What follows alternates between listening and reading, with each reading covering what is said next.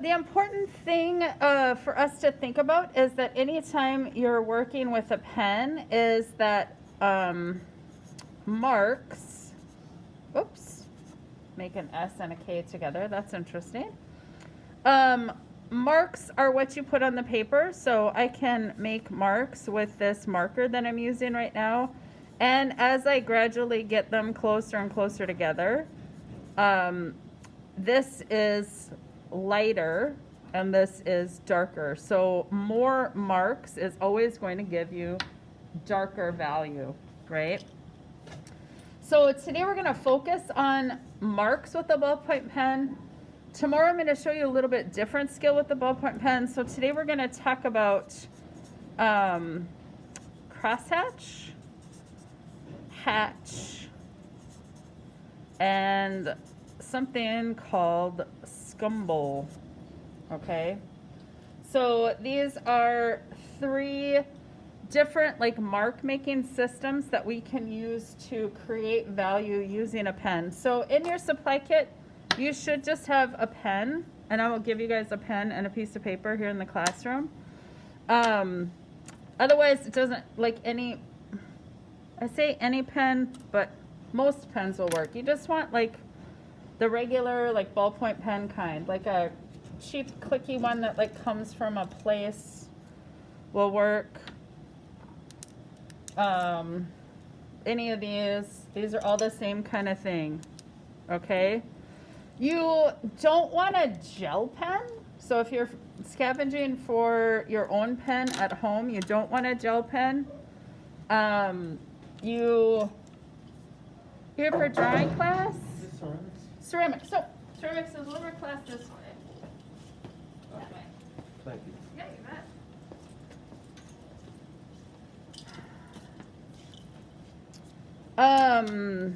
So yeah, you want a ballpoint pen for this.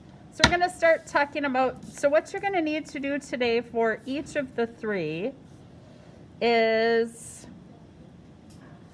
and I'm not going to finish all 3 just because it would take me too long. You need to do, let's see, what did I say? Crosshatch, hatch, and scumble. For each one, you're going to need to do a small value scale, and I'll show you that. And then you're going to need to shade a sphere, a cone, oops, a cylinder, and a cube.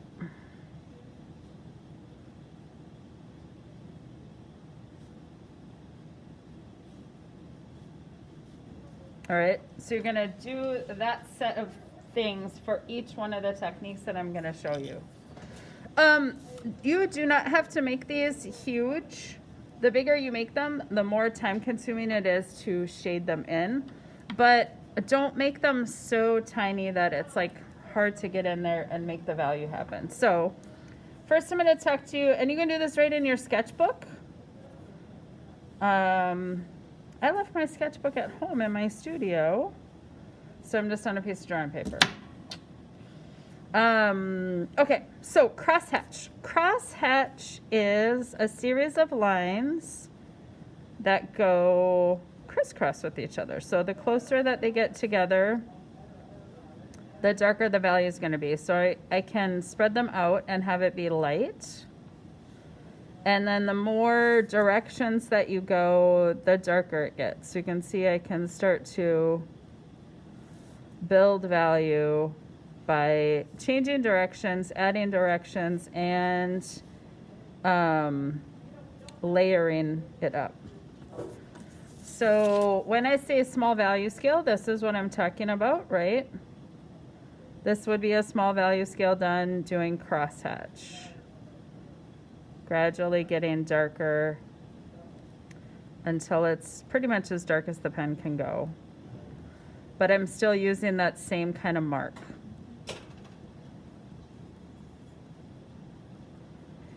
You're always preserving your paper for light when you're working with a pen.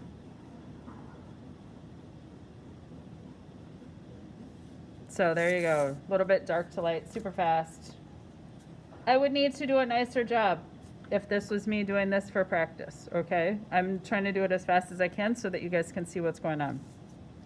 Shade the shapes the same way. I like to start as light as possible first.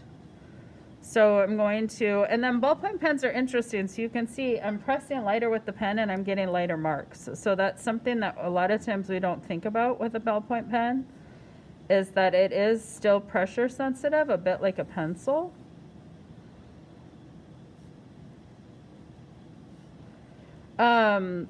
You can see right away that ballpoint pen is a little bit time consuming. It is not, it's right up there with colored pencil. I find it kind of soothing to work in the layers. So you can see, I'm just would keep working on this until it looked three-dimensional, and then go ahead and add the shadow the same way. So crosshatch is lines that cross, basically. Hatch is similar, except it's just lines. Only lines. They don't cross. They always go in the same direction. So hatch is just me gradually making my lines go closer and closer and closer and closer and closer together.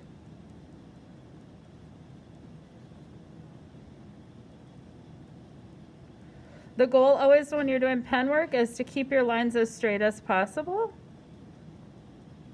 All right, so there's hatch lines. Now you're going to do all four shapes again in the hatch marks.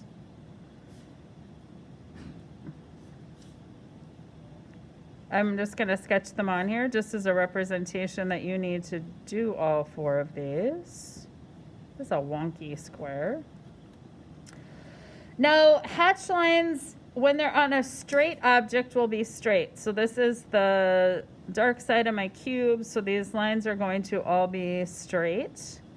I can do the same on something like my cylinder and keep my hatch lines all going straight because the cylinder itself is a straight-sided object. On something like the sphere, I get to decide because hatch marks can curve around a surface as well. So I could go ahead and I could make my hatch lines curve in the same direction as my sphere. They just should never cross, which is tricky to do when you're going in a curved line. So that is one. Got the world's messiest hatch lines going on here right now. But they can curve. If you shade a round object using straight marks, it can be harder to have it have the appearance of three-dimensional. So, like, I can gradually build this up so that it's just the straight lines. Like I said, I'm rushing, so everything's going to be crisscrossy, which is not what I want to have happen. But you can see that this one with the curved lines feels more three-dimensional than the one with the straight lines, okay? Last one, scumble. Scumble is, I'll call it scribbling with style, okay? So scumble is like shading with a tangle. All right, so what scumble is, and again, lighter is less marks, darker is more marks, and this is scumbling. So you can see that the different techniques for creating texture with or creating value with the pen also give us a sense of texture that is really different. All three of these feel really different kind of texturally. So there's scumbling.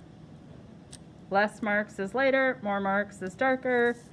The process is the same on the objects, right? I'm going to start light because I need to preserve that feeling of the paper for my lights. There's no going back. Once it gets dark, I can't get it light again. There's no erasing pen, which I kind of like, actually.